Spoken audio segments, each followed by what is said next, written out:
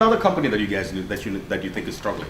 Kmart. You have it there, Sears. Kmart, Sears, yeah, Sears, Kmart, the one entity. So you can see that we can see a lot of these esteemed institutions, the ones that we used to revere in our parents' generation, that are struggling to stay alive.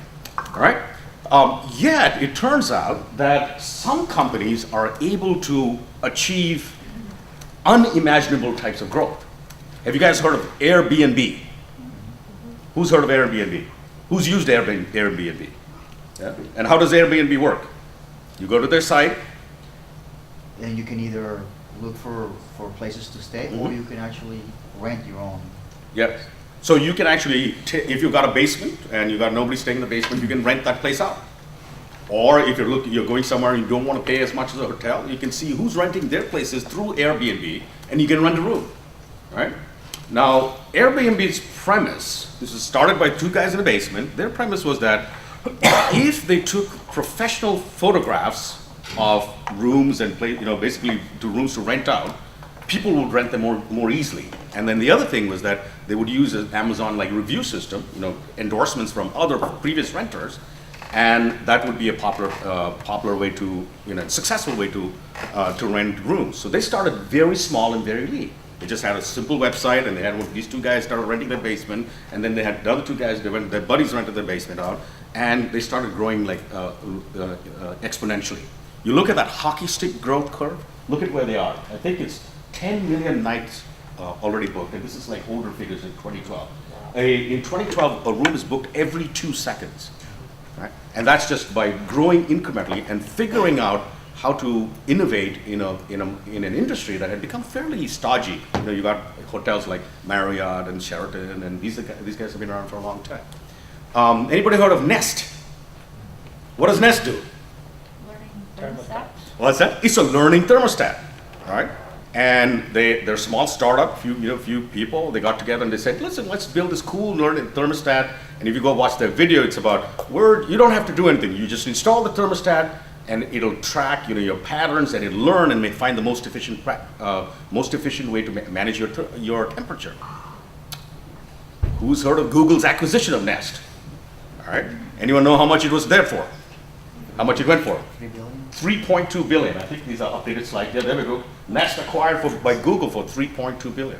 So these are companies that have figured out some secret sauce, right? Some way to operate in this period of extreme uncertainty. All right?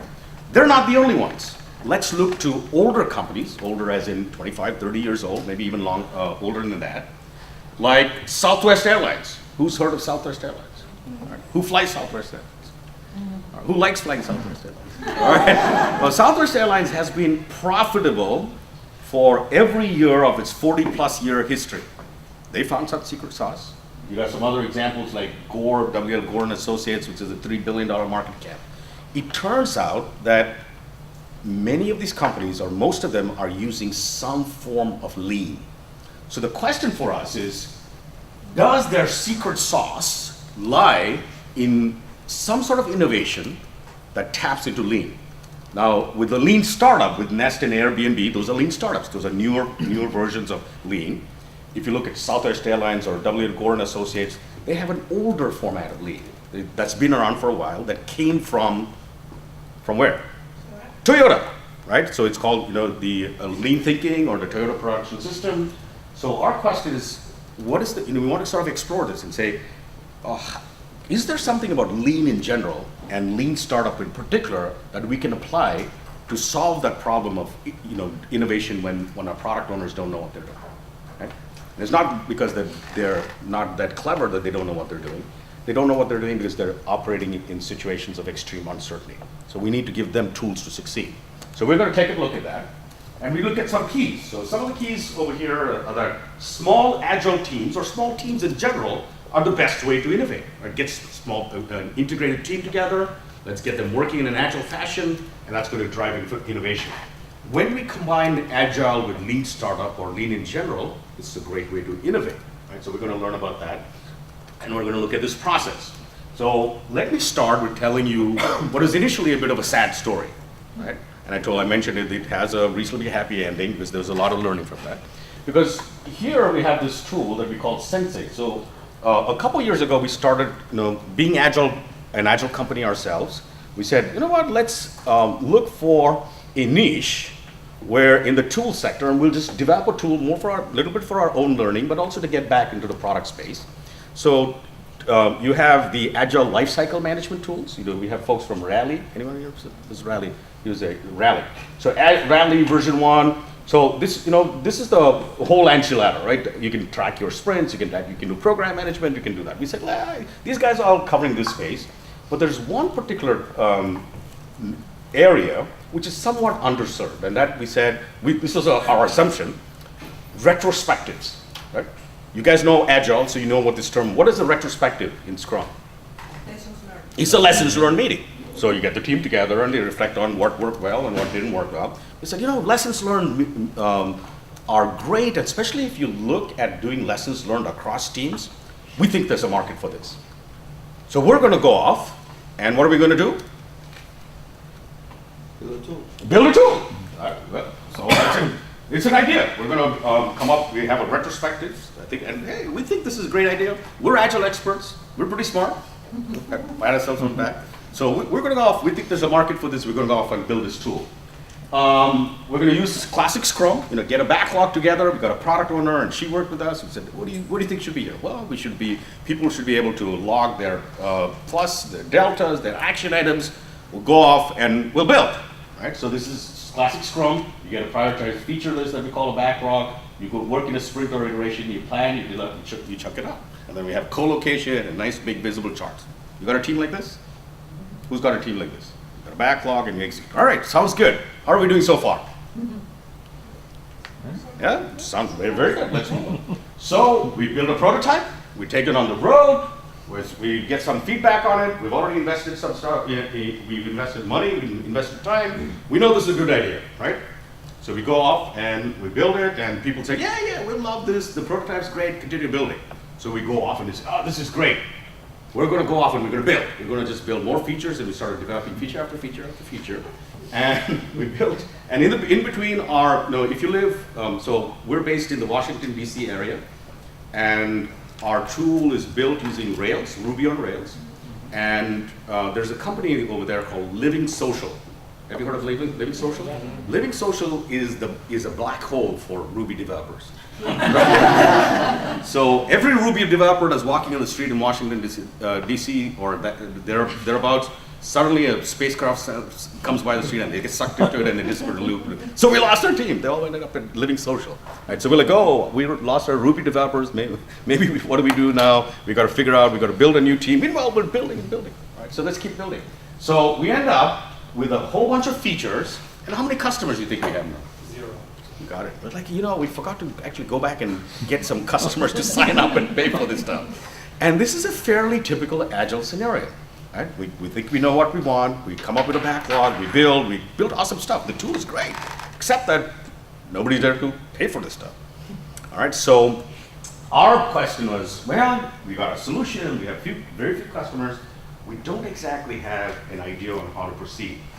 So what we need to do is to sort of identify some of the root causes, and the root causes tend to be basically the stuff in the backlog was not validated externally by customers. Our product owner, we had this critical reliance on the person of the product owner, and it wasn't the product owner's fault because essentially we had to learn what our customers needed, and it wasn't enough to go and ask this one person, the product owner, what she thought was needed, and we were sponsors and we were saying, well, we think you need this and we need that, and we were what they called in a lean startup community the HIPPO. The HIPPO. Are you familiar with that term? The highest paid opinion. So we think, this feature should be there. She's like, okay. No, the other guy said, no, we think, no, he's paying more, so your feature makes it in, right? So we ended up with this HIPPO situation, and we got a product owner who's struggling to keep up. And we said, we've fallen back on just building stuff, so something's drastically wrong. We have to do something. So we said, let's go back to first principles. Agile has its roots in lean. What have we done? We took a retrospective and we said, let's go back to lean and let's look at this new thing called lean startup. Let's look at what we're trying to do and look at it from the prism or the lens of lean. And when you do that, you have to kind of look back a little bit, right? And so, Seen a diamond in the flesh. put the volume down a little bit. I cut my teeth on wedding rings. So the answer lies in music. And I'm not proud. Who watched the of my Grammys? dress. Nobody? You guys want to get up? No, No time? Let's see that thing. So who watched the Grammys again? So who's this playing? This is Lord, right? So if you watch the Grammy this year, it was interesting. So it's a long time. My kids are starting to grow up, so we watched the Grammys with them again. Well, I haven't watched it in like 10 years. And it turned out that many singers, including Lord and Bruno Mars and all that, are actually singing ballads. Right? So we're back to kind of the soulful type of music that used to be around some time ago. Right? So if you think back some 10 years, 20 years, 30 years ago, we had ballads. Right?